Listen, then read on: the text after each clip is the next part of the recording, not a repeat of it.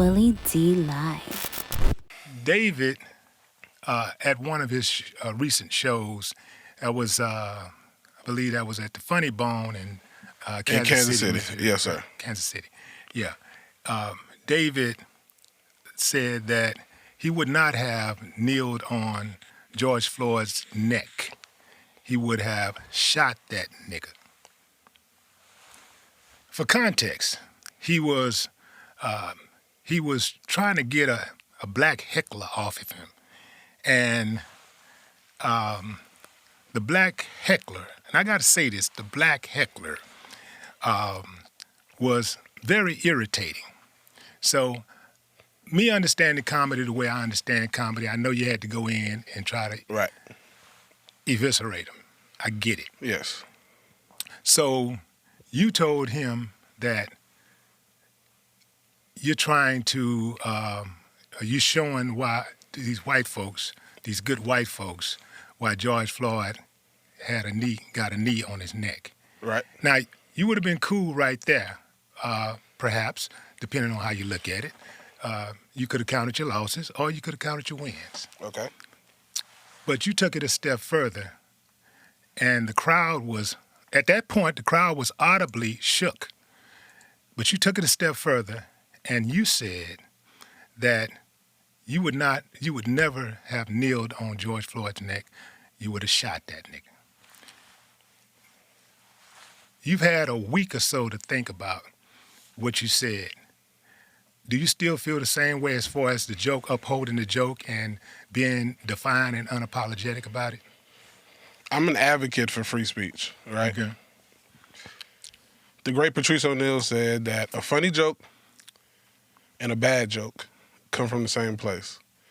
So that was my attempt at comedy. Explain that. It was to get shock value. I'm a troll. You heckle me, now I heckle you. I talked to George Floyd's brother. When? Sunday. Trey, you know Trey? Yeah. Trey the Truth? Yeah. I think he said he's George Floyd's brother or cousin or something. I'm not sure what the relationship is, but I know Trey. Shout out to Trey. Trey the Truth. Yeah. And I told him, I said, Trey, if I upset you personally, because that's your relative, I apologize. But I don't apologize for doing a joke. Who are we as the gatekeepers to say when a joke goes too far? I joke about beating on white women. I joke about killing white women. I joke about gay people. I joke about the transsexual community. So the moment I apologize for a George Floyd joke, now I gotta apologize for every other joke. So who in this situation is the gatekeeper to tell me you went too far or you didn't go far enough? Is it because I'm not famous? If Dave Chappelle would have said that joke, what would have happened? He might would have been a little wittier because he's been doing comedy longer than me, but it's all in the name of laughter, all in the name of free speech. And a lot of people say, you're pandering, you're doing this, you're doing that. How? Because I said a joke about a black guy in front of a majority white audience. Majority of my fan base is white. That's no secret. Black people, for some reason, have never liked my comedy because I'm different. And I don't go up there and talk about big dick, little dick, big pussy, big ass jokes. Those are not my jokes. My jokes are very cerebral. So if you come to my show, I might say a lot of crazy shit, but on your drive home, you're going to be thinking a lot. I'm a very calculated and very cerebral person. Yeah, I'm an advocate for free speech too. You know, you told me that you were familiar with my music, and I get it. I get free speech. But you know, I get free speech. Okay. Now check this out. I really do understand comedy, and I do know that comedy is subjective. Right. What's offensive to one person may not be offensive to another person. Exactly. So, you know, having said that, when you start talking about telling jokes about black folks' pain in front of white folks, it hit different because white folks are the dominant group in this society that we occupy. So what if I make a food stamp joke? That could be painful for somebody. Yes, it could. Yes, it could. But the difference is that the food joke is for everybody. Food stamp joke is for everybody. Everybody's on welfare. In fact, most white people are on welfare. So more white people are on welfare than black people are. Yeah, I mean, I'm not trying. That wouldn't necessarily. I'm not trying to argue the facts. I'm just saying, like, black anything can be offensive to somebody. Right. Anything can be offensive to somebody. My dad died in November. You know, I joke about him. Why don't people say that's too far? Because it's your pain. You know, but people are saying that George Floyd should be my pain as well. So how can I, if we collectively share this pain from George Floyd and you want me to feel his pain, why can't I talk about it? Because comedy is a coping mechanism. I became a comedian because I did not like to fight. I don't necessarily believe that George Floyd pain should be your pain. But what I'm speaking to is that.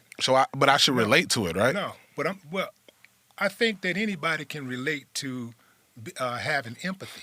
All of us should have a capacity to have empathy. You know, I do have empathy. So when you think about making a joke about George Floyd, somebody who died, and it sparked an entire movement all around the world because black people, black men specifically, are being gunned down in the streets like dogs by the police, and there's no accountability for it. And so here's the thing. I get that you have a majority white audience and right. You have to tell jokes that makes them laugh also, but here's the difference. Can I ask you a question, Mr. WIllie? But here's the difference. Let me finish the point first. Okay. Absolutely, you can ask me a question. The point is, George Floyd, what happened to George Floyd could happen to you. It's more likely to happen to you than anybody in your white fan base. Okay. And so that's the difference. And also is because, see, when you crack jokes about white folks and that could possibly offend white folks, right. The difference between offending them and offending us is that they can decide when they don't want to laugh anymore and when they want to shut you down. They could shut you down. We don't have the luxury or the power to shut you down like that. They can tell you at any point, you ain't playing no more funny. You ain't playing at the Funny Bone anymore. You're not gonna play at the Improv. You're not playing at none of these arenas and stuff that we own. They could shut you down. You ain't getting no films. You ain't getting no sitcoms.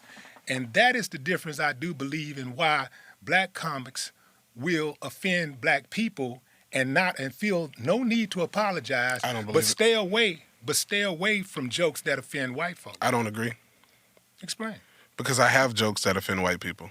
What I'm saying, now I get that. But there is, when it comes to jokes that offend white folks, you can tell jokes that offend white folks. That's not a big deal as far as just telling the joke itself. As long as white folks are laughing at those jokes. As long as white folks, for example, Richard Pryor would tell jokes about white folks all the time. Richard Pryor was one of the most conscious comedians ever, but you wouldn't know it if you wasn't really watching and really thinking, because Richard covered everything. But one thing what he did is that even in our pain, mm-hmm. he made, if he talked, whoever he so-called offended, he made that particular group or person laugh first. Okay. And he made them laugh at his jokes first. And they didn't have to look around and see who else was laughing. He made them laugh first. He made white folks laugh. But here's the deal.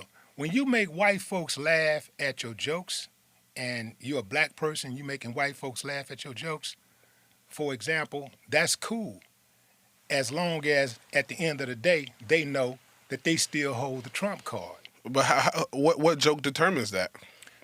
What joke determines that? What joke determines that they still hold a trump card? I have literally embarrassed white people in front of white people. Words. I saw you. I saw it. Okay. I saw it. I just want everybody to know that I'm an equal opportunist. You are. You're an equal opportunity offender.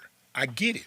But what I was saying is that when you offend white folks and you offend black folks, there's a different dynamic at play, because they can shut you down. You, like you said, because your fan base is predominantly white, people accuse you of pandering. But that wasn't by choice. What wasn't by choice? That your fan My base fan is base. predominantly white?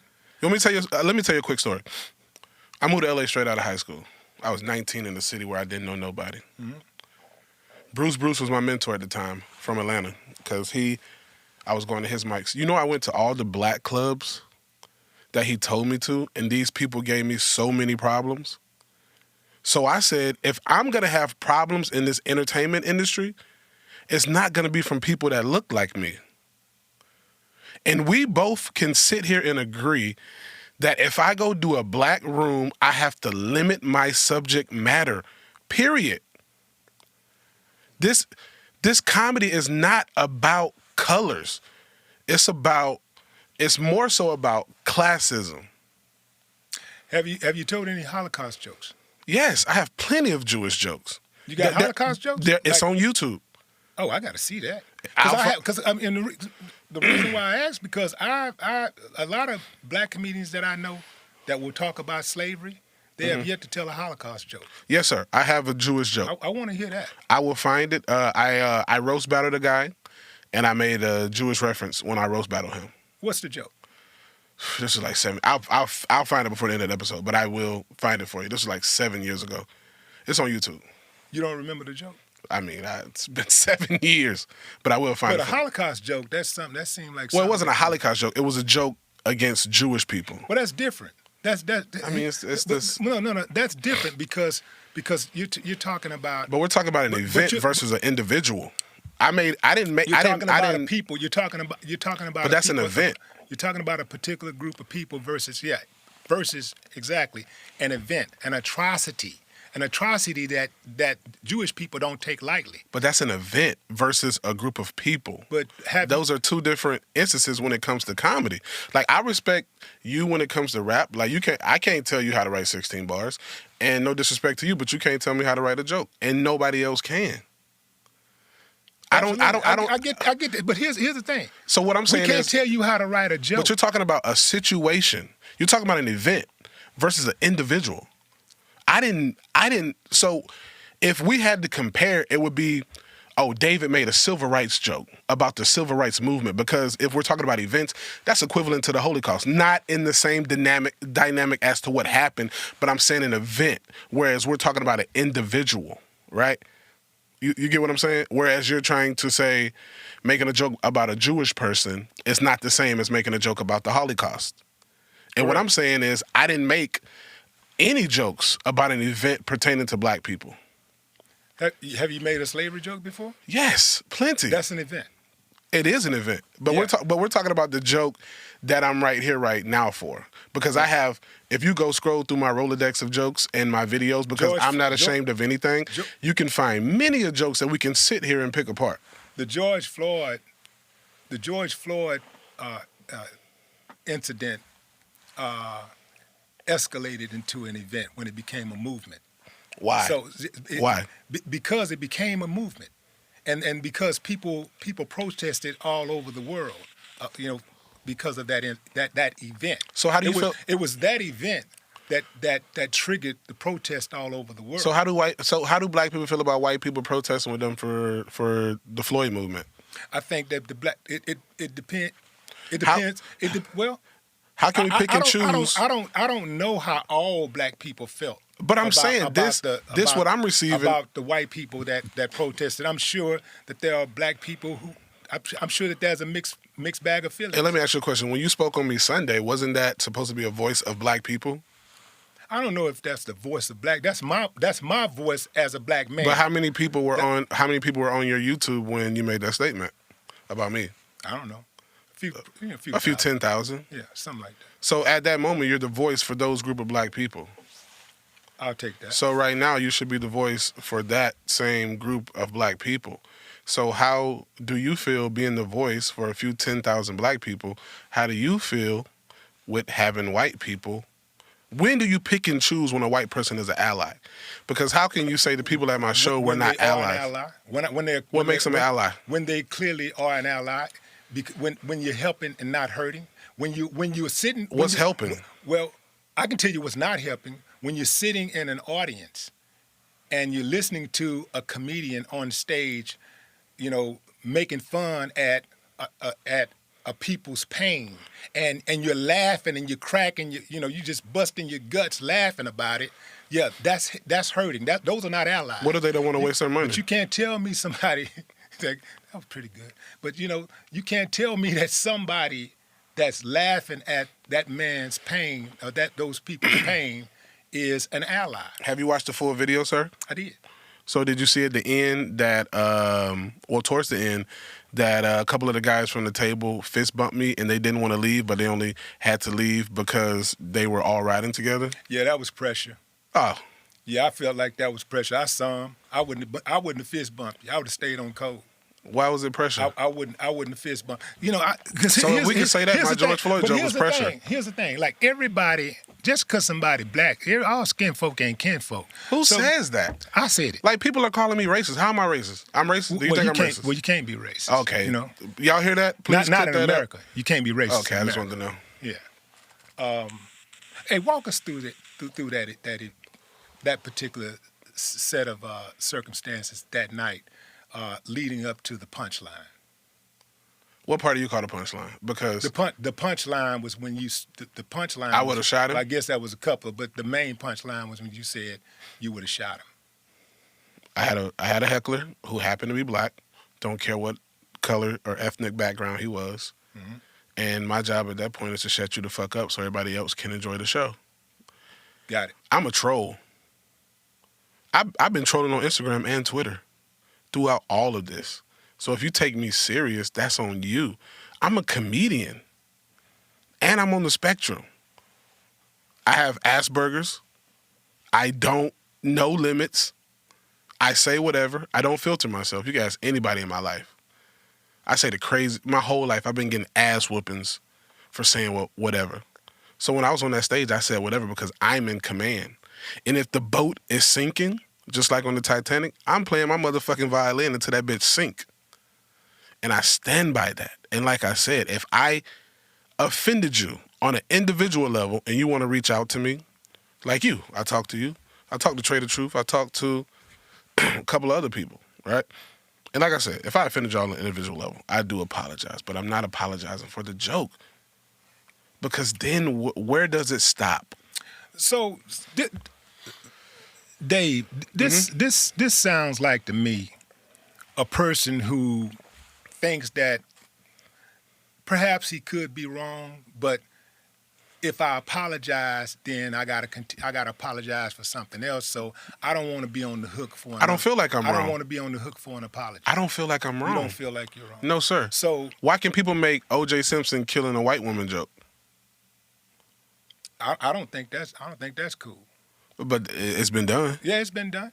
It's been done, and there have been people that. So there have been people that have been offended by those jokes. There have been people that have walked out on those jokes. Where's their cancel camping? I don't think there's a cancel campaign. There's definitely a cancel. I'm not an advocate for that. Of course, you made it like me. You did. What I'm saying, I'm not an advocate for canceling David Lucas. I'm not an advocate for that. I appreciate you. Let me put that on. No, sir. I don't think you are, but I'm not an advocate. I had a couple of Flim Flam BLM leaders, and we all know BLM is a hoax joke. I had a couple of them call my mother's house, and I had just happened to be there. Because I was coming from Miami, Florida. And that really upset me. Call me. I'll put my number on whatever, Twitter. Call me. Leave my mom out of it. My mom's old. I retired my mama 3 years ago. Right? Yeah. Comedy's doing well for me. And I will continue to support my family with that. And y'all are talking about cancel me when I have 2 black daughters and a black mother. And I take care of probably like 12 people. Right? But y'all talking about cancel me. So if you cancel me, what y'all want me to do? Sell drugs, rob and steal? And which one of those is doing more harm to our community? My George Floyd joke or me out there robbing, stealing, and selling drugs and destroying more young minds? Well, I think 2 things could be true at once. So what 2 things are true at once, sir? I think that anybody that's out there robbing, stealing, and killing is detrimental. And I think that, a comedian that throws his people under the bus is detrimental.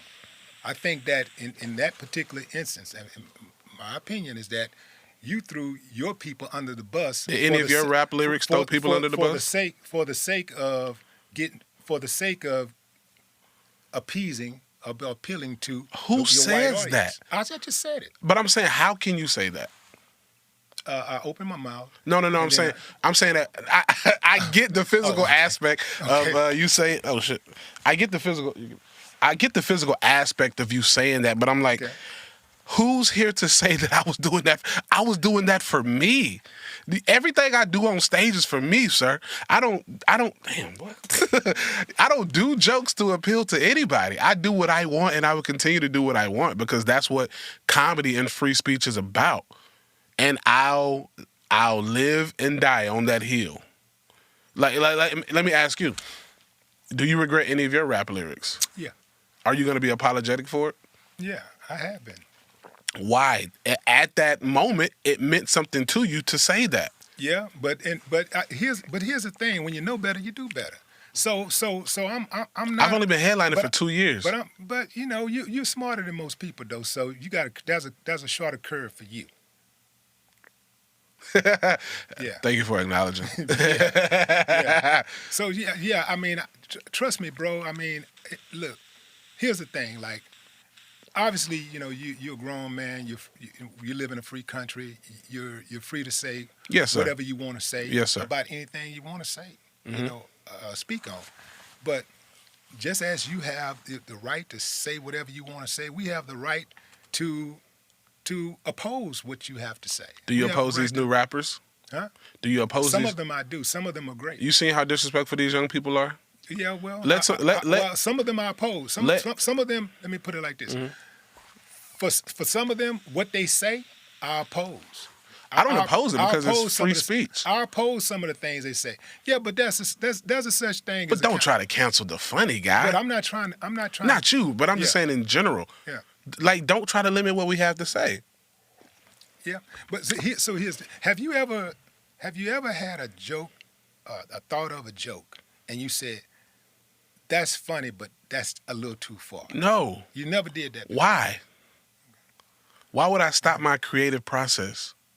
So that's going to be more of this type of shit happening with you. Possibly. Yeah. Okay. Possibly. Okay. My special comes out March the 6th, and I was looking at it today, and I'm like, oh, they about to have some more fuel. Okay.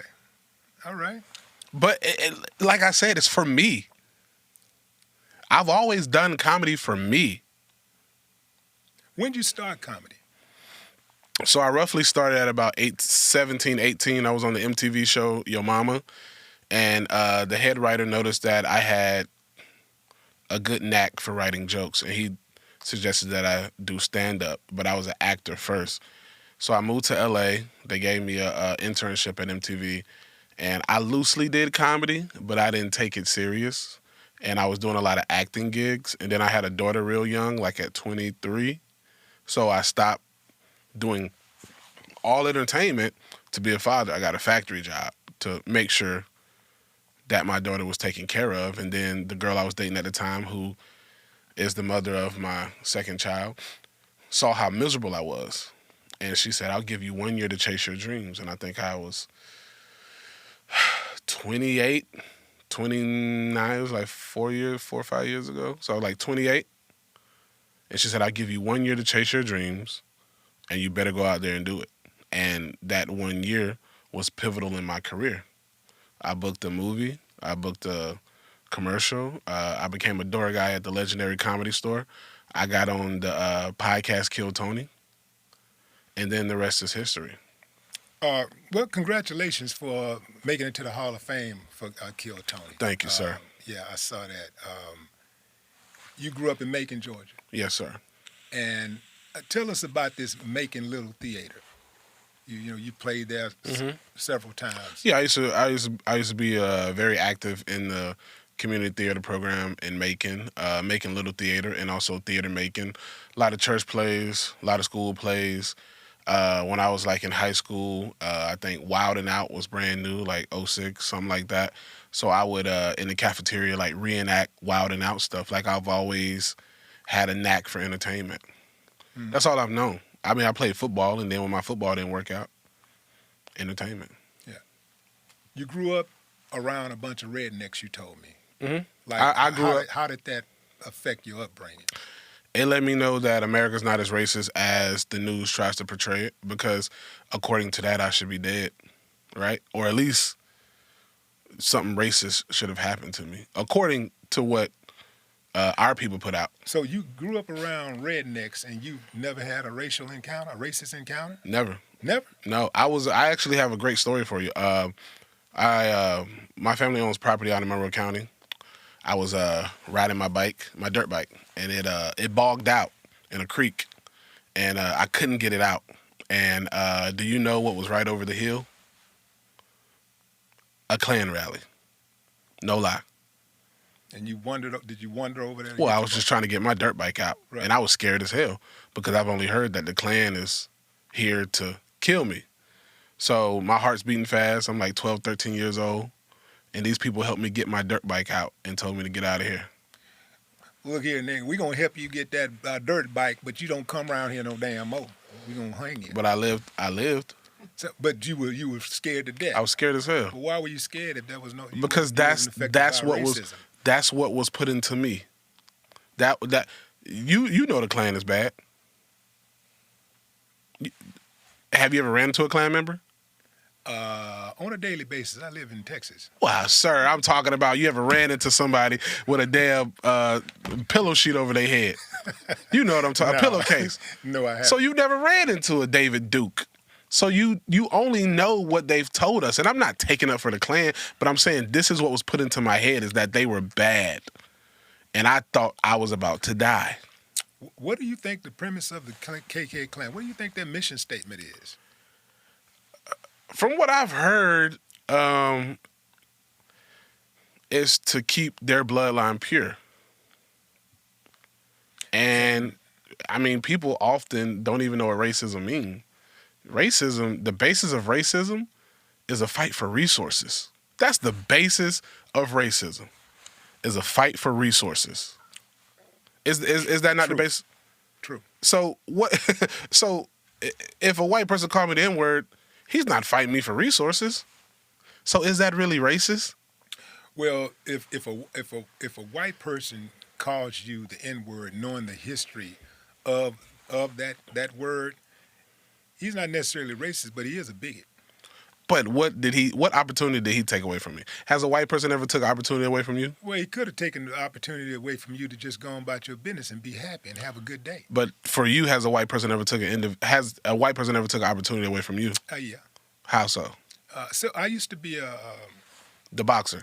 I used to be nah, not the boxer, but I used to be. You're Bernard Hopkins, right? Huh?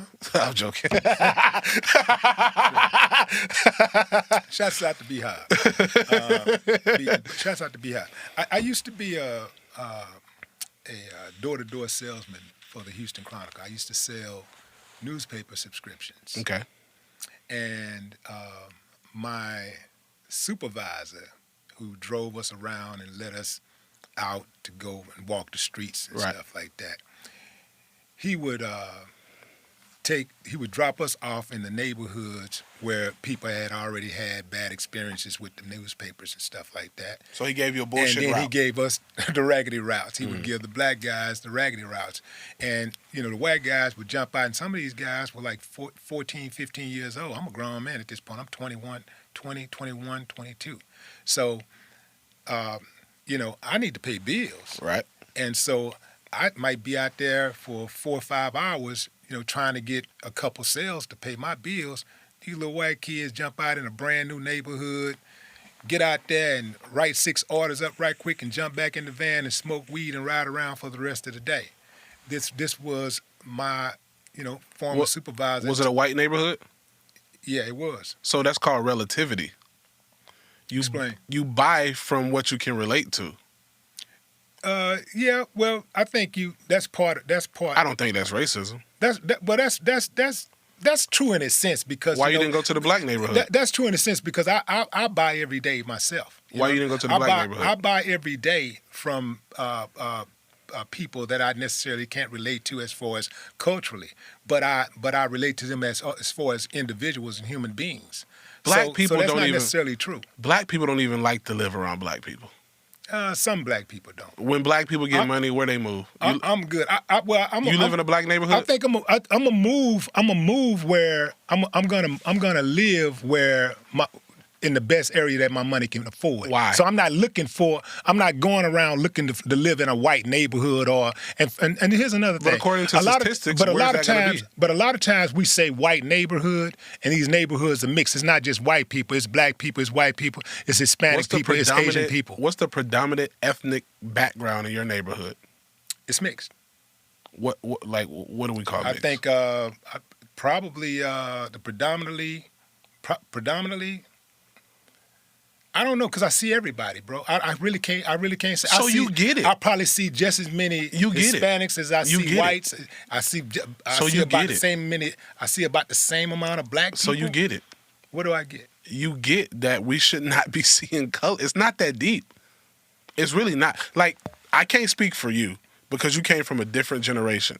But my generation, we should not be looking at color. And here's a part that was not included in the video. I don't think we're trying to look for color, bro. I don't think nobody's just walking around. So why we still getting offended about stupid stuff? I don't think anybody's walking around looking for color, but... Oh, really? I can pull up some of these comments. I don't think anybody's walking around looking for color, but nobody's naive that color exists. Nobody's naive that we live in a live in a colorist society. When's the last time you ran into a real racist white person living in Texas? Probably today. How so? Because he was white. But that's... You see what I'm saying? I don't know. You see what I'm saying? I'm messing with y'all, man. You see what I'm saying? I'm messing with you. You see what I'm saying? I'm messing with you. But here's the deal.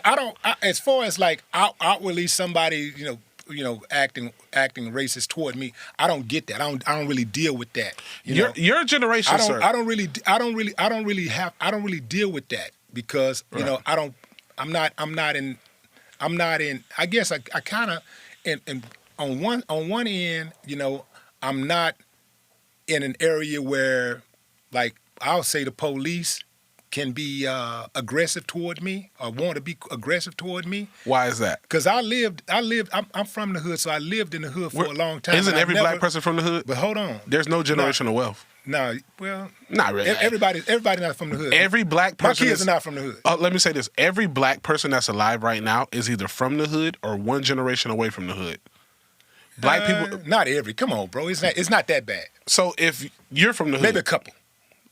One in America, maybe 2 or 3 in America. 4 or 5. I'm one generation away from the hood.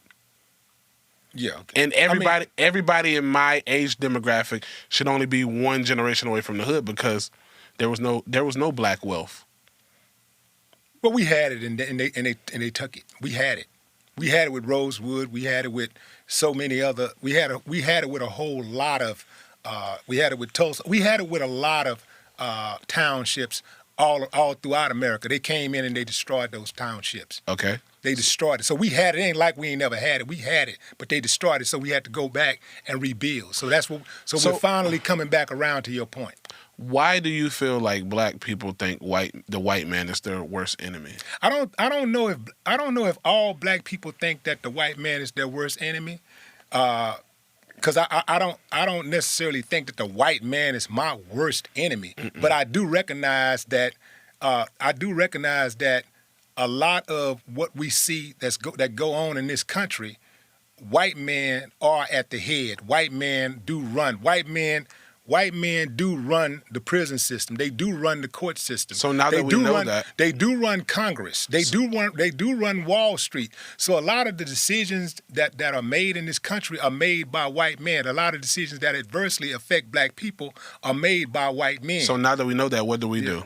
Well, we continue to fight. We continue to. We don't stop. We don't just listen. Everybody has the best thing I think a black person can do. Anybody that's ever been wronged or feel like they've been wrong, you have a right to complain, but after you complain, you do something about it. I don't complain. So I think, well, that's your right. I said you have a right. There's no reason to complain. I didn't say you had to. I said you have a right to complain. But after you complain, you do something about it. So it is quite possible to walk and chew bubblegum at the same time.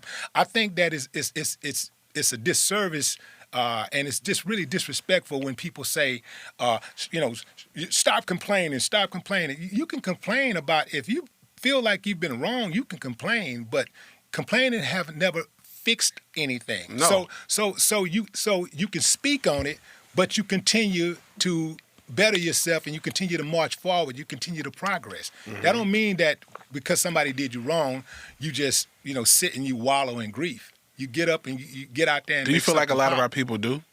I think a lot of people do. Because here's the thing. I feel like I hear a lot of people always talking about, see, here's the thing. A lot of times I hear people talking about black people always complaining. Bro, go on any of these websites, Yahoo especially. Sir, you're showing your age. Yahoo? Yahoo. I go to all of them. I have not been on Yahoo in like 10 years. I go to all of them. And by the way, I'm proud of my age. No, I'm not saying it was a joke. But here's the thing. You didn't get my. No, I heard you, but I didn't get had my to say humor. it. Some people have cognitive dissonance, so I have to speak for that. I know you're smart. But the thing is that you go some of these sites like Daily Mail and Storm and some of these sites, all they do is complain, bro. Like they talk about how black people complain, but So why read it? Why even put that negative energy in your mind? For me, it's about knowing what's going on. It's about being. What does that help you with if you said white people run this country? I cover news on my podcast. I've seen I cover news. Faison is one of my favorite. Yeah. So I need to know what's going on. Absolutely. I need to know what's going on. Exactly. The same reason I read the news. But I'm not finna sit and just watch. Like I ain't gonna sit down and watch Fox News for more than 5 minutes. I'm not gonna do that. I just check out the clips. Shouldn't. But I ain't gonna be. Do you part feel of like the Nielsen news ratings. continues to push forward the racist narrative? Absolutely. So absolutely. divided. We can't. Look, man, we're definitely stronger together. All of us, not just black people. whites, not just Asians, black, okay. We're all. So where does we're better when we work together. Where does the divide come in? We have people in this country who are hate mongers, and it's beneficial to those people. It's beneficial to those people for us to be separated. You know who are the most racist people I know? Who? Black people. I knew you were gonna say that. Because why? it's true. But why? No. Because I knew you was gonna say that because, I've been checking out how you move. So I'm listening to how you move, and I'm listening to some of your thoughts. When you start saying things like, you support Trump and Kyle Rittenhouse. It's called trolling. Okay, but you trolling. said it. Like when do I know you telling the truth, man? Like when do I'm supposed to take you seriously? When I hit my vape, that's when I'm telling the truth. Okay. But look though, why are black people mad at Kyle Rittenhouse? He killed white people. Should he be a hero? If we're pushing the narrative, I don't think black people ain't the only ones mad at Kyle Rittenhouse. There's a lot of people mad black at Kyle people, Rittenhouse. man. I be around a lot of white people, and you know that. And they try to say that my group of friends are racist, which is false, and I'll put that out here right now. And you know the group of friends I'm talking about because you've been on his podcast. What group? JRE. Shouts out to Joe Rogan. Shouts out to Joe Rogan. Yeah. He's so racist that he's helped me take care of my daughters and help elevate my career. That's how racist he is, y'all. Nah, Joe ain't like that. But that's a. I know he's not like that, but you ain't gonna be able to convince anybody that don't like Joe any different. No, you know what I'm saying? For exactly, but they try to call him racist. Yeah. He's so racist. He helped me elevate in my career. That's how racist he is, right? I didn't know that a white man, or actually he's Italian. I don't know if there's any discretion when it comes to the black community. If you don't look black, I think black people think that you're white. But he's an Italian man that has helped me progress in my career, put a lot of money in my pocket, which helps. Okay, go ahead. What? Oh no, go ahead.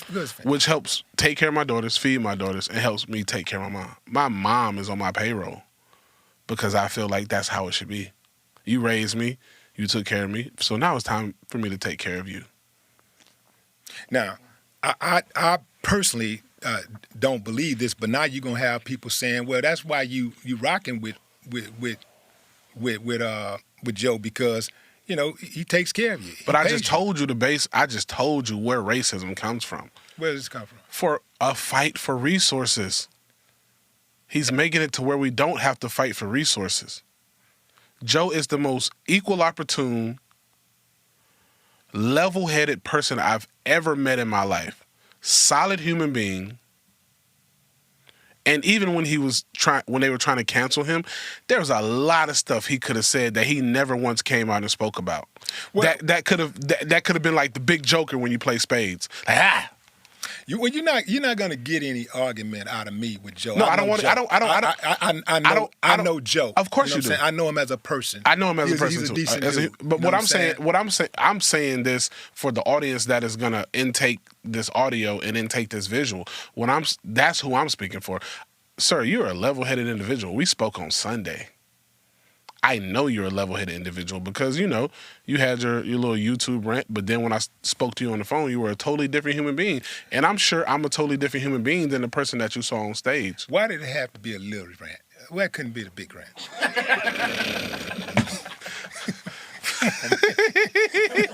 was dismissive, man.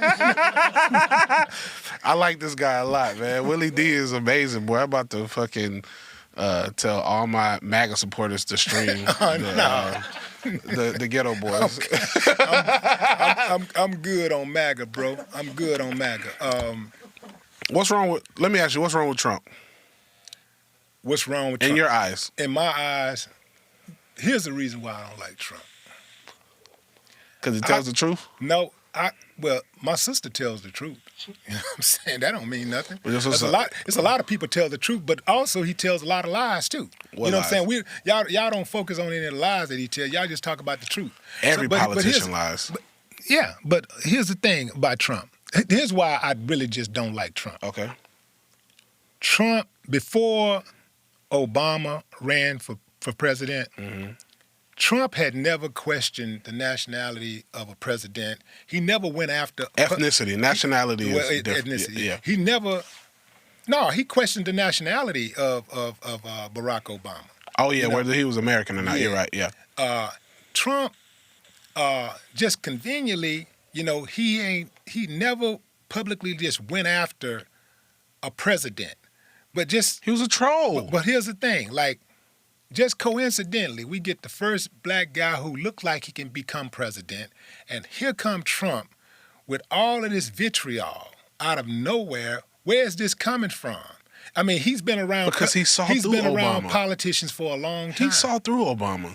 He saw through Obama. What did Obama? So he didn't see through all those other damn presidents that he been padding pockets. But I'm saying he didn't see through none of them, right? What did Obama do for the black community?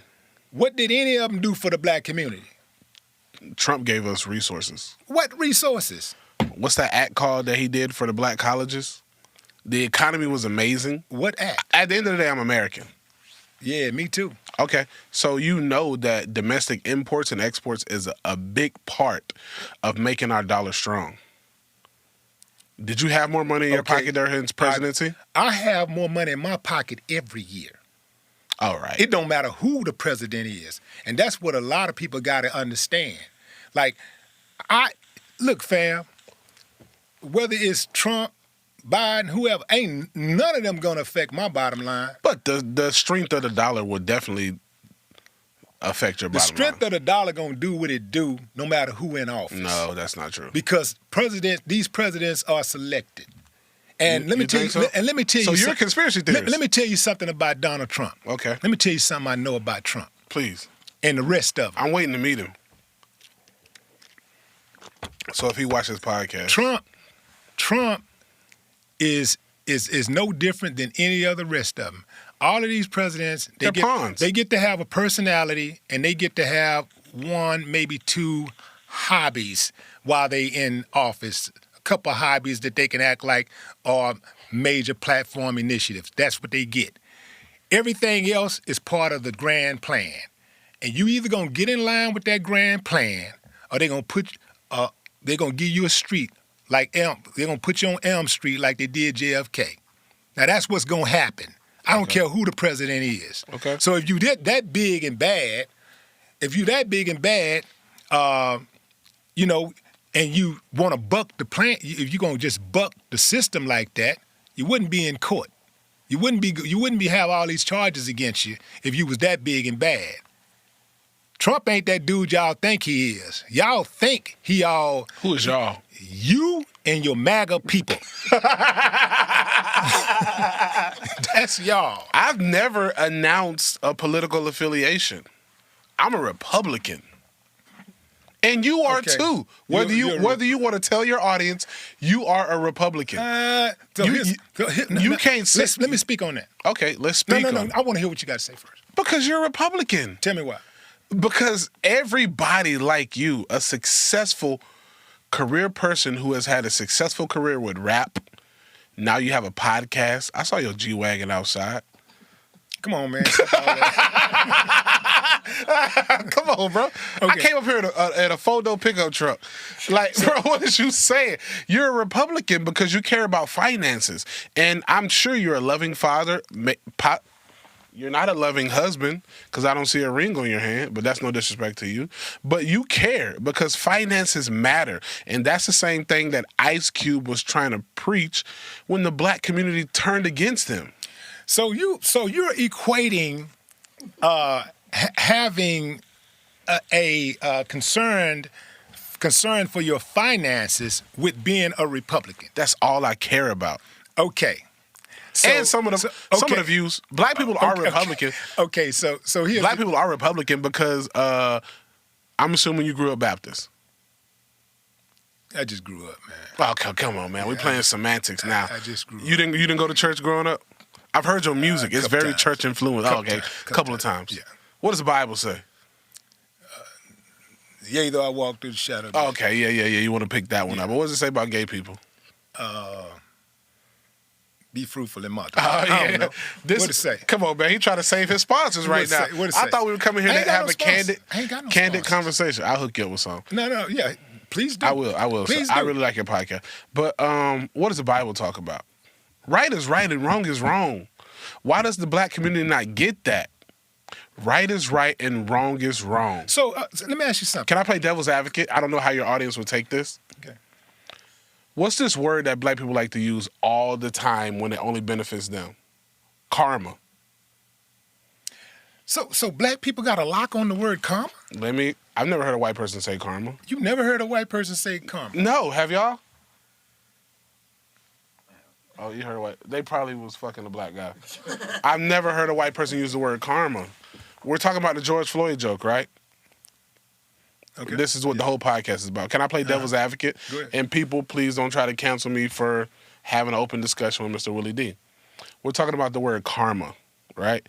Mr. Floyd dressed up as a utility worker to break into a Hispanic lady's house, pointed a gun at her pregnant stomach and said, "You decide whether your child lives or dies." And who told you she said that? It was in the police report. The police report. What the lady said. The police report, okay, the same people who are affiliated with the people who killed George Floyd. But go ahead. I'm playing devil's advocate, sir. Okay, I'm playing devil's advocate. Go ahead. That's it. But whether he said that or not, he pretended to be a utility worker and he broke into a lady's house. Can we say that's a fact? Yes or no? I'm not sure what it is. That's what he went to prison for. Is that in the police report? That's on his report. It's on the report? Mr. WIllie D, I've had a few drinks. And I'm about to give you one. I'm about to give you one. Is it on the report? Because he over here bullshitting with me. I just want to know, is it on the report? Criminal history is real. Criminal history is real. And guess what? That's why these motherfucking BLM marchers that steal money from black people can't find nothing on me. They're trying. They're trying to find something bad. They want to find something bad. But they can't. They cannot. Because early on I was taught law and I was taught about rules. Early on. And you can sit here and probably agree in your mind but disagree with your body that black people have a problem with respect for the law. And white people don't. And Hispanics don't. We're talking about our people right now. The only thing about that is when you say stuff, when you make a statement like that, man, you're stroking it so broad. I'm not stroking it. I'm not sure. What I'm trying to talk. You're insinuating that only black people think this way. Listen to what I'm saying, sir. And it goes back to what I said about classism. Like, race almost does not exist. Who killed the most police officers, black people or white people? White people. Okay, but white people don't have a problem with the law. But go back to statistics. Who are the majority in the country? Okay. And who gets killed the most by police? Who? Whites. Okay. Statistically. Okay, yeah. I mean, not statistically, because statistics... Yeah, but who get killed the most disproportionately? White people. That's a lie. Black people get killed the most disproportionately. That's because of statistics, because of the percentage of us that exists in this country versus the percentage of white people that exist in this country. That's why ours can seem disproportionate. That is not why. It is because the police is more likely to shoot and kill a black person than they are a white person. And that's statistics. That's what the statistics say. Let me tell you something, sir. I have 5 cars. All of them look like black people's cars. And what does a black You know what I'm talking about, man. Don't play with me. Big rims, serious. subwoofers, tint. Big wheels. I don't got no inconspicuous car at all. You know what I'm talking about. You from Texas. I don't do the spokes that'll cut somebody's ankles off walking on the sidewalk, swangers, whatever they call it, because I'm not from Texas. But what I'm saying is none of my cars... Well, the Mexicans down here do that too, though. I didn't grow up in Texas, sir. I apologize. Yeah, I'm just, Where I'm from, Mexicans drive Hondas with rims. But we're talking about Texas now. So, but what I'm saying, in Texas, I'm saying, but in Texas we do it a little different. Yes, sir. Y'all got your own flavor. Yes, sir. But what I'm saying is, all my cars look like ethnic cars. All of them. This man said ethnic cars. You know what I'm talking about. You know exactly what I'm talking about, but you're over here trolling me. No, I'm not. You're over here trolling me. You're trolling me. I'm trying to get understanding. What do most niggas do when they get a car? What's going to happen during tax season? I don't know. I don't even know. Man, I don't know most niggas, bro. All these shuck and jive ass, fly by night ass car dealers gonna have niggas lined up outside with that tax return to pay $800 a month on a 2008 car with rims with 120,000 miles. Our community. Let's take away the rims, and let's take away the rims and keep the 120,000 miles. So ain't nobody else. Listen to what I'm saying. Just black people gonna be buying cars during tax. I'm black, sir. I'm just saying, black people gonna be the only ones buying cars. I fall into the same category. I like to be seen. You see I didn't know what I was walking into today. I would have wore all my jewelry. Yeah, I didn't know what I was walking into. But I'm not from Houston. I'm not from Texas at all. I didn't know what I was walking. I am a nigga. What's a nigga, man? Come on, bro. No, I'm serious. No, I'm serious. What's a nigga? NIGGA? It's a person like me. But explain, what is a nigga? I bought a $20,000 watch before I bought a house. And are you saying that people that look like you the only ones that do that? I'm not saying they don't, but I'm saying when it comes to the people that I hang around, we do a lot of ignorant shit. We buy jewelry, we buy cars to impress hoes, men dress up for women, for bitches. And none of your white friends dress up for women. Man, all my white friends dress like they got 99 cents. Okay, maybe they trying to attract a 99-cent woman. I doubt it. That's just different ethnic groups put their money in different places, and we know that. Like I can't remember statistics, but black people spend enough money every year on fashion and entertainment to run this country. What does that tell you? That maybe we're not as poor as we think we are. I think our entertainment and fashion spendage was like $7 billion last year. That could have ran this country for like a whole year. The whole country. All 365 million. $7 billion? Yes, sir. Nah. Yeah. Nah, this damn country going $1 trillion in debt every damn year. Why? Because we send money to Ukraine? Yeah. Oh, there we go. Sending that money to Ukraine, building everything but infrastructure. What infrastructure do we need? But hell, first of all, we need to fix these damn roads. All throughout America, the damn roads got this potholes. You're tearing up your cars everywhere you go. See, we strayed away from what I was saying. So all my cars have my flavor on it, since you don't like to use the word ethnic. They have my flavor on it. I have limo tint on all my cars. All my cars have something extra. I got beat in all my... I got a Tesla with beat. I got rims on my Tesla. I got a Monte Carlo with rims, 24s. I got a Porsche with rims, with speakers. I got a Yukon. My mama's car is up under me. I got a 67 Plymouth Duster, rims. We rimmed out. And what I'm saying is I follow no street rules. I get pulled over by the police a lot. I get pulled over by the police a lot, sir. And this is my truth. So I can't speak for every other black person that has experienced a run-in with the police, but this is my truth. And you can't take away from my truth.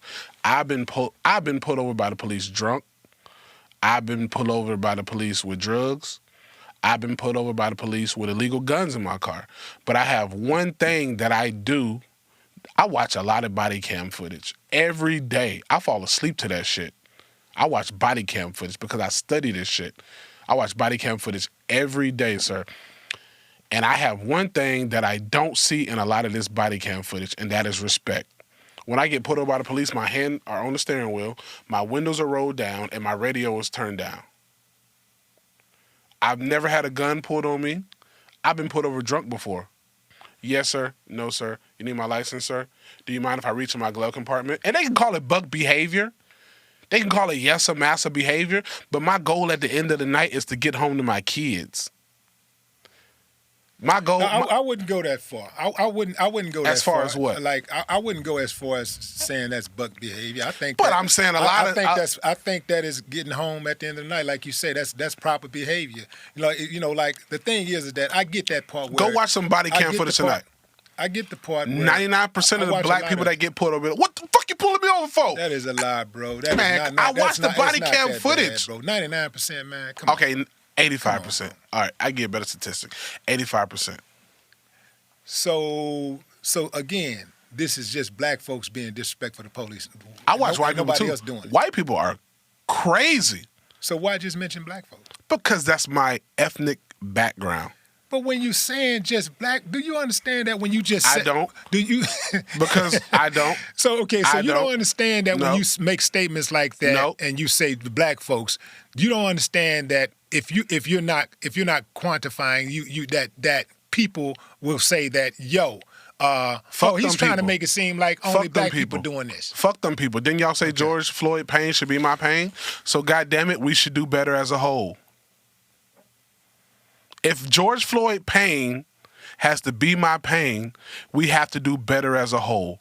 And if you don't fucking like me, don't fucking like me. But I'm going to continue, and hopefully I wake some niggas up. Well, I don't think that you're qualified to make that statement. Well, I shouldn't be qualified. You know why? Because George Floyd's pain ain't your pain. But so you told me it should be. So you saying that it don't even compute.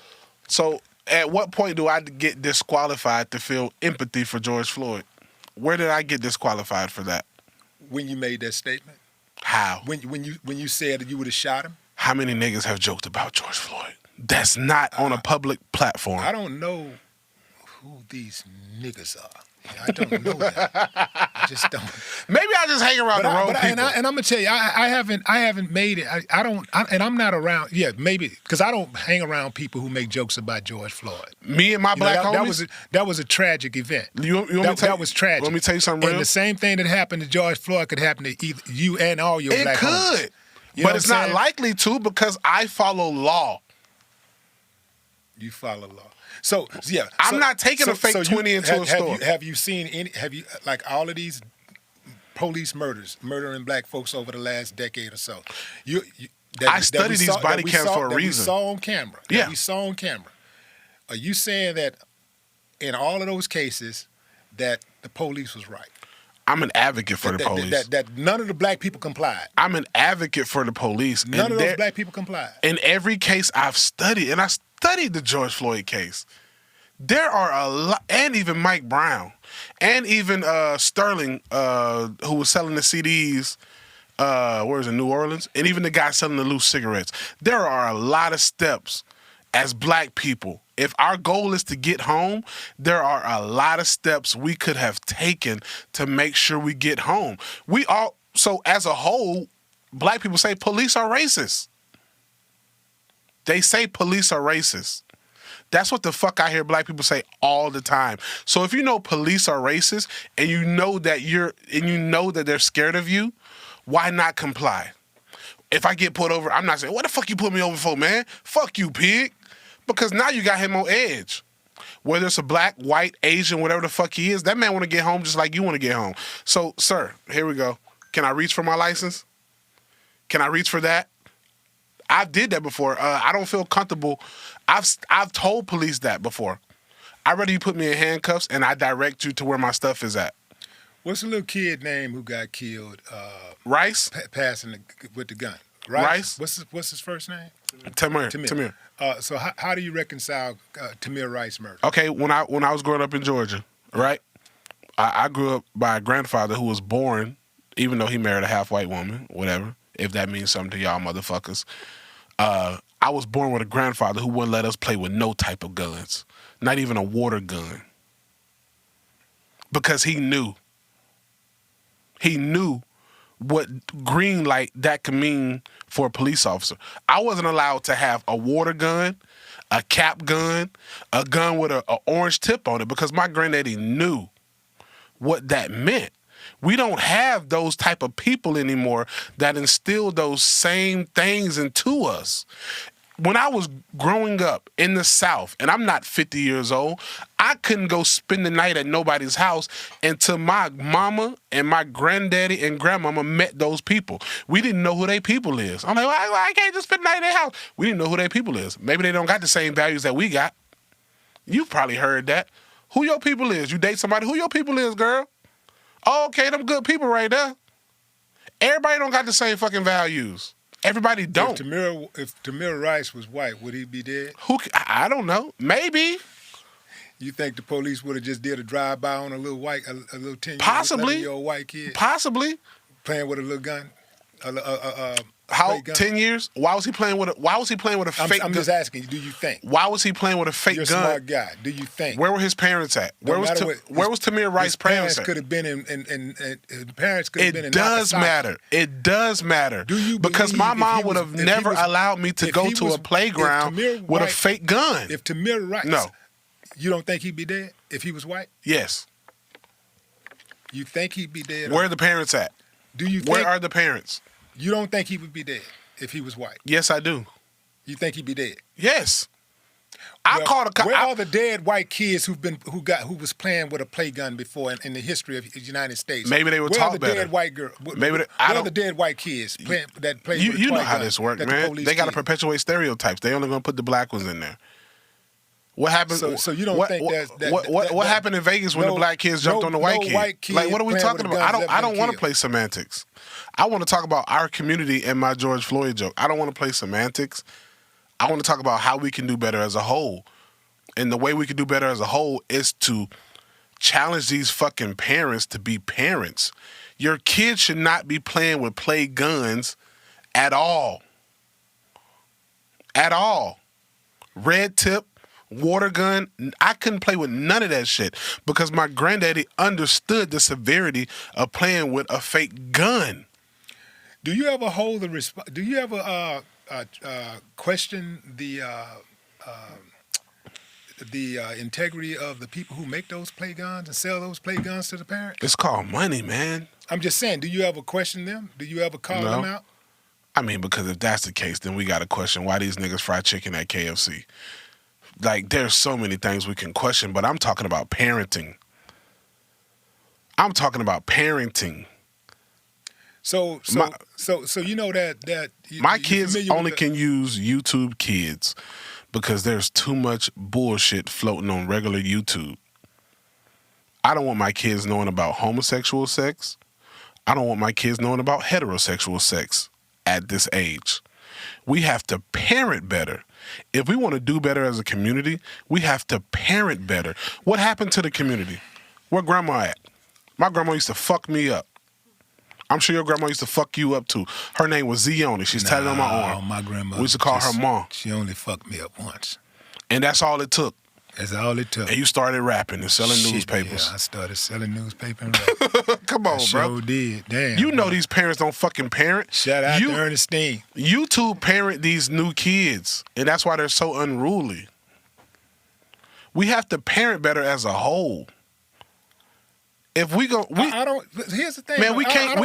I don't have a problem with like we can't continue to put our problems on white people. But you're saying things that everybody already know, and everybody knows that. Like, so maybe if I say it again. So when you say something like that, here's the thing about that, because there are black people that speak in that type of manner, that say things that everybody know to be true, that it's easy to agree with. Like, who's going to disagree with? We got to parent better. Even if we was parenting at our optimum, we still got to parent, because there's always room for improvement. So we got to parent better. Yep. So that's easy to say, yeah. I mean, and that's something that everybody can agree on. Everybody can agree with that. So are they doing it? Everybody can agree with that. Are they doing it? I think many people... Agreeing and actually doing is two different things. Some people aren't. If they were... I can say I need to work out, but if I don't work out... If everybody was, then you wouldn't never had to make the statement. Regardless if everybody's parenting better, if that would have happened, I would have still made the statement, sir, because I'm a comedian. And my job is to push the edge. If you're offended, shame on you. So, when pastors go in front of a church and lie to them, who criticizes them? I do. Where? Where that video at? Man, you better go check that WIllie D live. You don't know. I guess I need to go. Shit. Well, I get them pastors the blues. I'm going to go watch. I'm going to go watch, sir. I be getting them pastors the blues. I'm going to go watch, sir. So here's the thing. Like, I want to go back to what you said about being a Republican. Here's the reason why I've never voted Republican. Okay. Right? It's just simple as this. Like, because I will say that I do have some conservative ways, and it's not just about money, right? So you can admit that. I can't admit that. It's not just about, for me, it's not just about money. Because I don't have a problem with paying more in taxes so that we can even things out a little bit more for those who have less. I know a lot of people... If you worked your ass off, you want to take care of people that... I know we got to really look out for each other, bro. See, that's one of the problems in this country, is that we don't love our neighbors. We don't love our neighbors' So where's children. the unity? Where are the black people? There are. Bro, There's some unity out there, bro. I got unity. I got unity. You in my didn't like circle. me Sunday. I got unity in my circle. Where was your unity for me on Sunday? I don't like you right now. You know what I'm saying? Like, I don't like you. You know, like. But where's the unity? Where's the unity? Why wasn't black people saying? I think it's okay, man. I think it's okay when people have certain grievances or whatever, and then you try to come together to get understanding. Because that's what we're doing right now. I had a grievance with you. But you already said you don't like me still. I had a grievance. I had a grievance with you. Okay. And you know, we connected. Mm-hmm. And we had a conversation. Yes, sir. About that grievance. Yep. And, you know, to your credit, you agreed to come on the show. You could have went and sat down with anybody. Right. And you chose to come sit down with me. First. And I appreciate that. Mm-hmm. So there is unity, and everybody is not just totally, you know, disconnected. If you want unity, unity starts with yourself. Like part of what we're doing right now. You know what I'm saying? We're coming together. That's unity. So where's the wholesome Just being comments? able to sit down, being able to just sit down and having a civilized conversation. Where's the wholesome? Speaks to unity. Where are the wholesome remarks? Let's educate this brother. Maybe he don't know. Where's the? Why am I being embraced? Why am I being embraced by one side? Take racism off the plate. Why does one side understand it was a joke, but the people that look like me be like, man, fuck you. Because the joke was on the people that look like you and not the other side. So where's the education? Well, let me, sir. Educate him, Dave. Well, I'm looking for you got that. The floor, educate him. I got 10,000 comments of niggas telling me not to come to this city. Don't come to that city. We don't want you here. Where's the education? Where's the education is that I invited you on my podcast, and you're here. I'm sure this is one of the cities they told you better not come to. So you're sitting here. You're in H-Town. Should I go live right here? You're sitting here, and you're sitting here, and we're having a conversation. Yes, sir. You know what I'm saying? So that speaks volume, right? Mm-hmm. That ended up saying, hey, that's a start. Yep. It's a start. The woman, you posted a woman on your Instagram with her hands folded. In fact, you pinned it to your Instagram. With her hand what? With her arms folded. Mm-hmm. A white woman. She was angry. Right. She was sitting next to a white guy with a beard. Mm-hmm. And you captioned your post, don't heckle at my shows. Correct. What was that about? That was in Tampa, Florida, at one of my favorite clubs called Side Splitters. She was very disrespectful starting the show, and this was a white woman that I gave the business to. Gave the business. She had been heckling my openers when I came on stage. Her gargantuous feet were on the stage with flip-flops. Go ahead. Should I say her fucking raisin potato salad feet? Would that make black people feel better? So, she was... I have so many interactions with people that... Tampa, Florida, she had her feet on the stage. I'm like, yo, bitch, what is you doing? And she said something, and then part of the clip, I think the whole video's on my YouTube. I don't really remember the stuff I said to her. I made her leave. She started crying. I'm like, bitch, get out. Get out. I don't want to fucking see you up here crying when you were disrespectful to my area, because when I'm on stage, this is my area. So you putting a foot on my stage is very disrespectful, and I don't want to see that. So get the fuck out of my show. Order a Slim Fast on the rocks, and people are like, you should have ordered you one too, motherfucker. I don't like the way Slim Fast tastes. All right, that's why I didn't order me one. I've tried it. Did she try to come back at you in some type of capacity? I believe she did. The full videos on my YouTube from like 10 months ago. Yeah. It was around this time-ish, early spring, March, April, May, somewhere around there when that interaction happened. But yeah, she tried to come back, and I did what I do. So here's when you say that, why you embraced on one side and not the other, I think that all comedians have a certain lane, right? And I think it depends on what type of jokes that you're telling. It just depends on what lane you're in. If you're telling, if you got a certain style of joking or whatever, you got some certain people that accept that.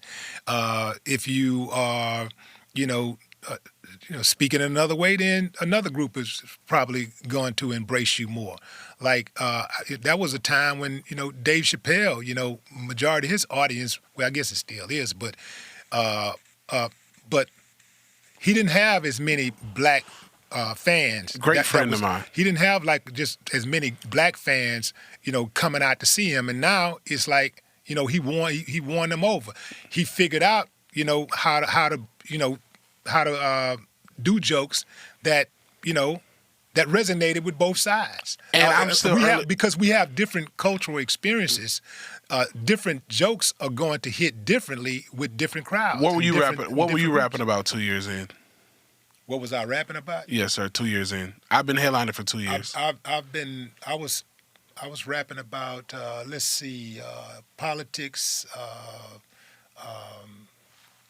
crime and punishment, women, sex, drugs, betrayal, love, hate. So some people can consider that ignorant. Yeah, some people could. I'm 2 years in headlining. But I was brilliant. My best form will be comedy and rap are totally different. Yeah. My best form is yet to come. You're 2 years in. Headlining. That's a totally different beast. I'm learning how to work a stage, how to do hour-plus show. Totally different beast. And I don't expect people not in the comedy world to understand that. To go on stage and to go on stage and to dictate an audience for an hour is a different type of science. I'm still gonna go right back to it, bro. I think if you tell a Holocaust joke, your career gonna take a different trajectory. Well, I mean, don't challenge me, bro. Because I'm always up for a fucking challenge, I think man. if you tell a Holocaust joke, it's gonna be different. Can I come back on when I do? Sure can. Okay. I would. I ain't saying I want to see it. I would love. I damn near said I would love to see it. But I understand it's gonna hurt people. You know what I'm saying? I understand that it's a see that there's a reason why, right? There's a good reason why Hispanic people don't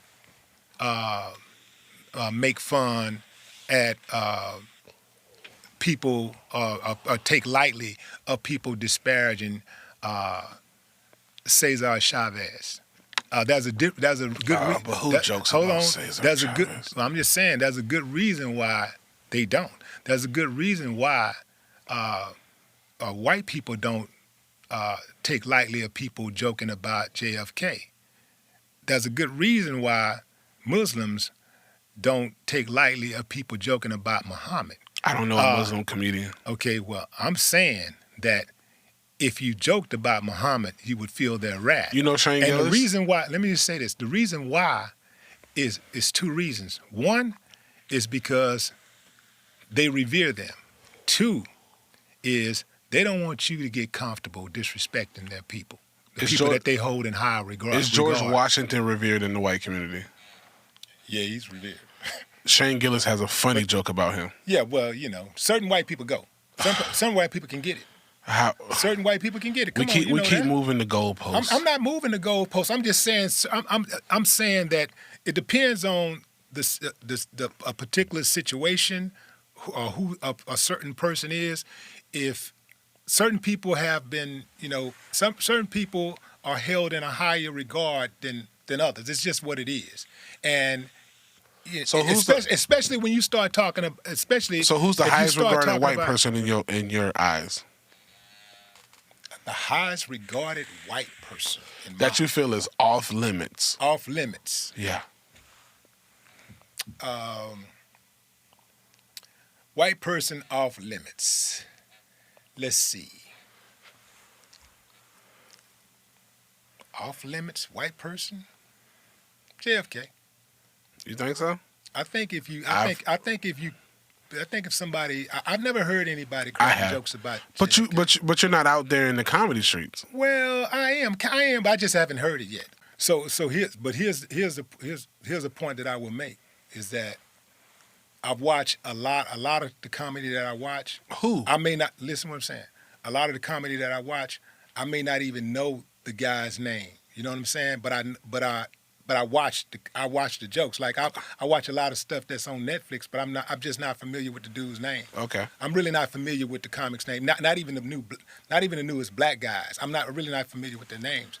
But I watch the comic. I watch the jokes. When it comes to top black guys, I mean, of course you got Kevin Hart, Dave Chappelle, but I personally think that Ali Sadiq right here out of Houston is the best. That's current. Yeah, shouts out to Ali. Yeah. Current Absolutely. and relevant. Yeah. He's the best. The best storyteller I've ever seen in my life. Yeah. I rarely watch comedians that are not my friends, and I went to another comedy club, which is out of my norm, to watch him. And for 2 hours, this dude marveled me. Yeah, Ali is top tier. Yeah. Absolutely. Yeah.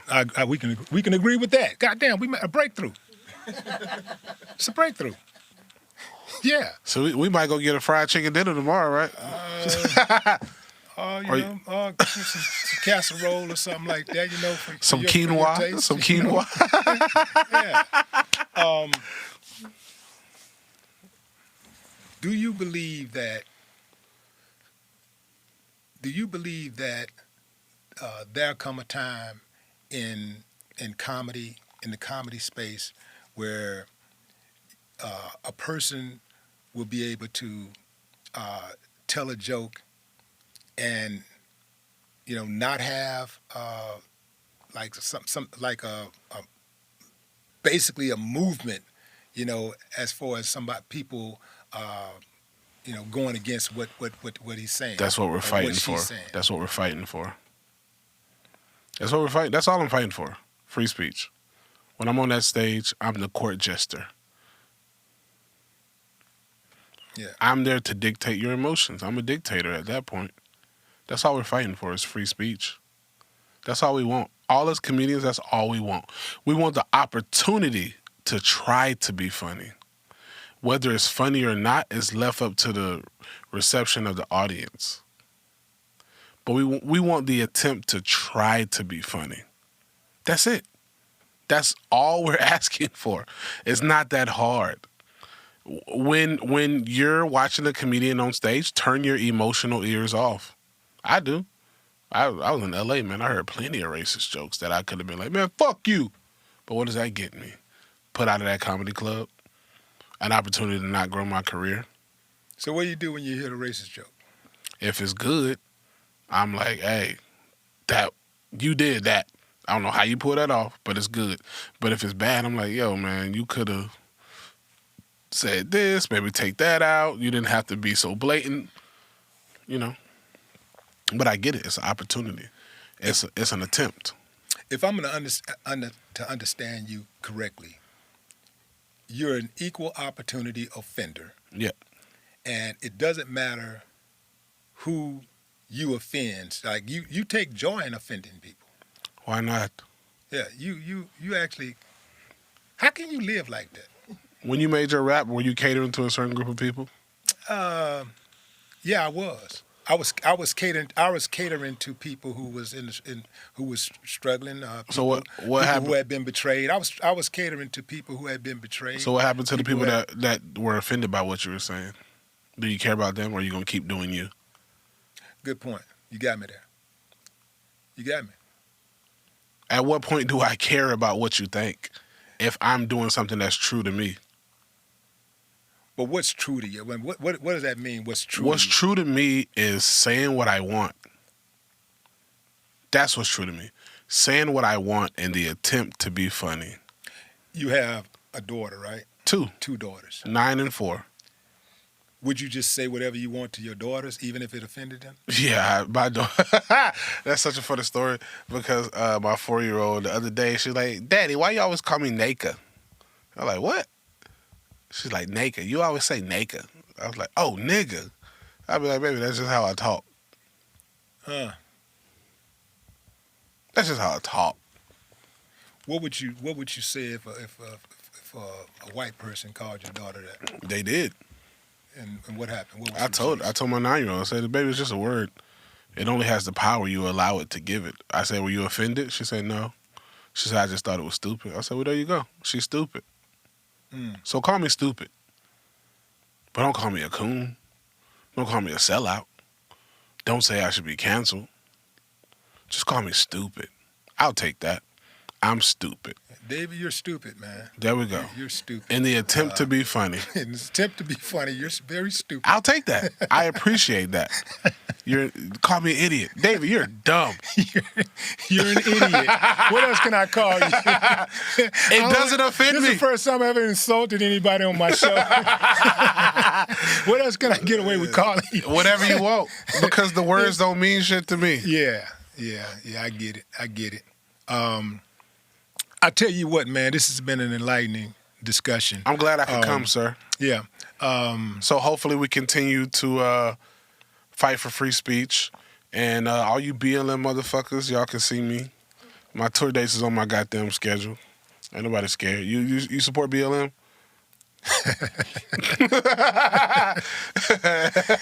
Because that's another hour. Say, man, I get I it. tell you what I do support. I do support unity.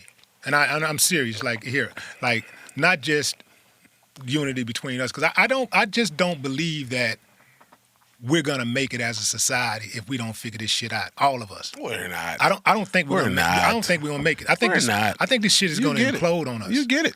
Get it. You're smart, Willie. We gotta figure this shit out because, like, we live in this type of society where it's every man for himself, and a lot of us we just like care It's a about very what's going individualist. on with our own thing, our own family. And the thing is this, is like, if you see that kid out, you know, that's on the wrong track, a little Willie, lost or Mr. whatever. Willie, look, can I say something? Speak. So, a lot of people call me a coon, tell me I don't like black people, but I've convinced the biggest YouTuber in the world to come to my city to help me build houses for low-income families. So you can't just look at my words. You got to look at my actions. I own low-income houses right now. Houses that I could be getting $1,800, $2,000 a month. I own several of those. But because I understand, I put those houses on Section 8. And now I get $700, $800. And when they move out, they fucked up. So that $700, $800 a month don't even matter if they were only there 8 months. Because I got $5,600 and you caused $10,000 worth of damage. Well, I do a lot. Well, one could argue that the government gives black folks billions of dollars every year, and we know how they feel about it. I'm talking about me, sir. I'm talking about what I'm doing from my community, the city I grew up in. I'm just saying, Dave, that just because, I want to make it clear that just because somebody gives you money or spend money on you doesn't mean they love you, they care about you. Because a pimp will put a nice wig on a woman in high heels and give her a purse and a nice dress and put out on the host roll to sell her body. What I'm saying is, I was raised by a single mama. Yeah. I know the struggle. When I was like 7 years old, we moved in with my grandparents. I didn't know struggle no more after that. My daddy, whatever he did great in his life, it didn't affect me because he wasn't around. I met my daddy 6 times in my life. 6. When's the last time you met him? Well, when I buried that nigga. That was the last time I saw him. How old were you? This was 3-4 months ago. Yeah. Oh, okay. Paid for his whole funeral out of my pocket. Yeah. All of it. Didn't question it because that's my lineage. That's what I did. You have other sisters and brothers? Speculated, but they didn't come around. Like, I'm half Cuban and half black, so my daddy was a ladies' man. But those, I was. Oh, they gonna open up on your ass now. Open up. He's half Cuban. That's why he talking that shit. You don't think the slave ship stopped in Cuba before it got to America? They had to put some new sails on gas or whatever, however you want to put it. But I mean, he's darker than me, curly hair. Yeah. But still, though, it don't matter. What I'm saying is, at the end of the day, I look like this. I mean, we got to figure it out, bro. Like we to finish the point that I was gonna make, with seeing that youngster out there that might be, you know, on the wrong track. I think it's incumbent upon us to at least try to help, try to reach out to that youngster. Listen. Let me okay, make the point. Go ahead. At least try to reach out to that youngster, because here's the thing.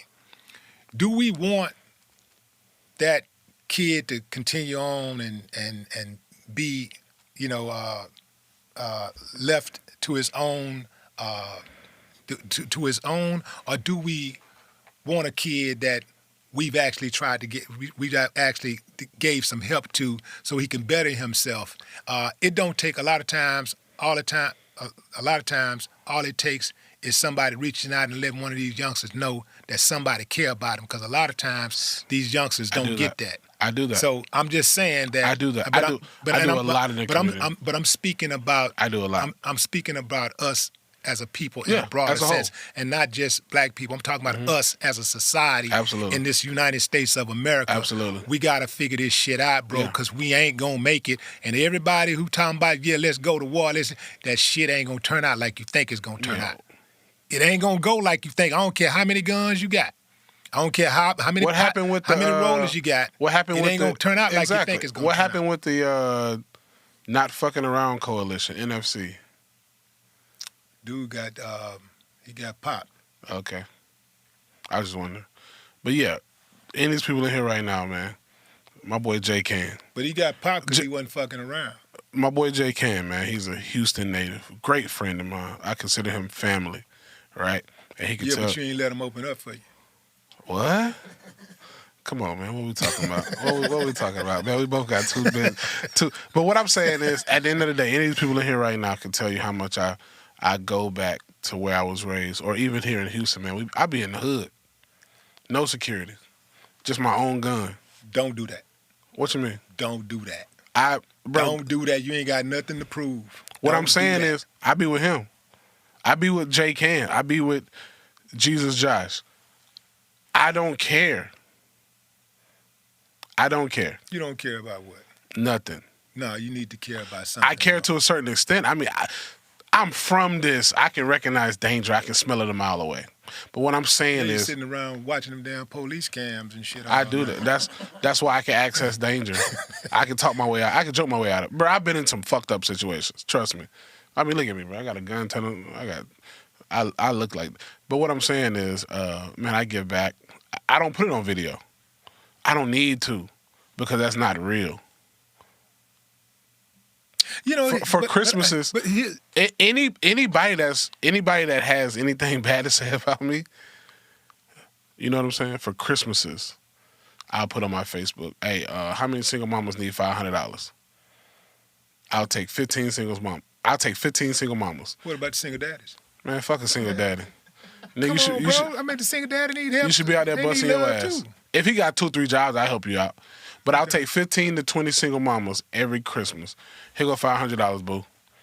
Hopefully that helps. December 23rd. Hopefully that helps. Man, I don't got to put it on video, bro.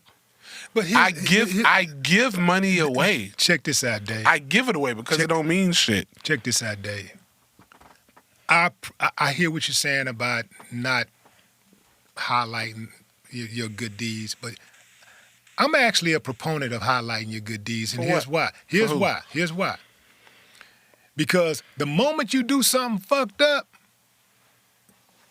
it's gonna be blasted everywhere. And in secret. It's gonna be blasted everywhere. So I think let me just finish. In secret. I think that people need to know your good deeds so that it can offset any when people do come for you. I don't want that. That criticism can be offset. I don't want that. Well, if you don't want it, that's fine. In secret, I'm gonna continue to do for the black community. I was raised by a single mama. In secret, I'm gonna continue to go to stores that have layaway and pay random layaways during Christmas time. In secret, I'm gonna continue to do that. I don't need no publication. I don't need an article. I don't need, oh, here we go. Hey, film me right now. Walking to Walmart, man. Here go $10,000, y'all. Put that on every, how many levels? But not like that all the time. No, I'm not saying like some people go overboard with it. I don't need to do it, man. Some people see a homeless person and pull out the camera. Now watch this, I'm finna go bless 2 people. Nah, I don't need it. I'm not saying all of that. I don't need it. I do think people should highlight their good deeds, though. No, I don't need Not necessarily everything good that you do, because there's so much that I do that I've never highlighted. But I don't need it. I think it's good that people know that you're doing good stuff. I don't need it. I don't want it. I don't need it. For what? You need a publicist. No. You need a publicist. Hey, bro, that clip was all the publicist I needed. No, you need a publicist. Hey, because you get a lot of shine and you get a lot of dates, you get a lot of stuff going on, man. But when you get a publicist and you listen to the publicist, I'm hard headed. Because you don't want to listen. That's why you ain't got no publicist. You probably fired him. I told you I got Asperger's. I don't listen. So what I'm saying is, at the end of the day, man, when I drop these houses, these low-income houses in Macon, Georgia. Shout out to Macon 478. What's happening? Y'all might not be fucking with me right now. A lot of people I went to school with and grew up with, y'all talking y'all shit, but do it. But when I drop these low-income houses, and we know who is in the low-income bracket, blacks and Hispanics. And who else? Some whites. A lot of whites. Okay, all Man, right. y'all be killing me, man, like getting white people a pass on being broke, man. There's so many white people Yes, out the there. trailer park that- exists. It's not just the trailer parks. It's a lot of white people out there struggling, man. All right, god damn it. Maybe I won't drop the houses, Willie. How about that shit? Maybe I'll buy another fucking car. Would that make you happier?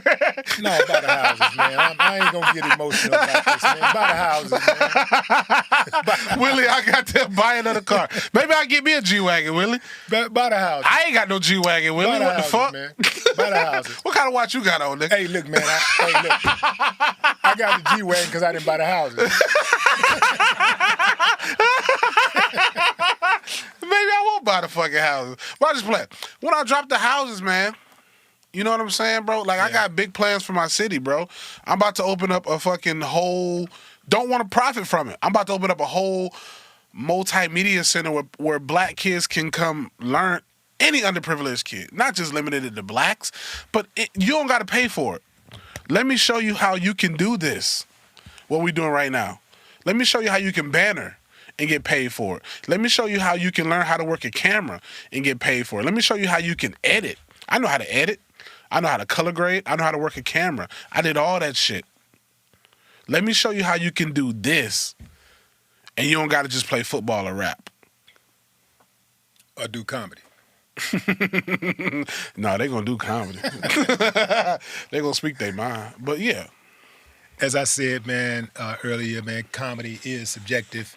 And just as, you know, rappers or anybody, you know, who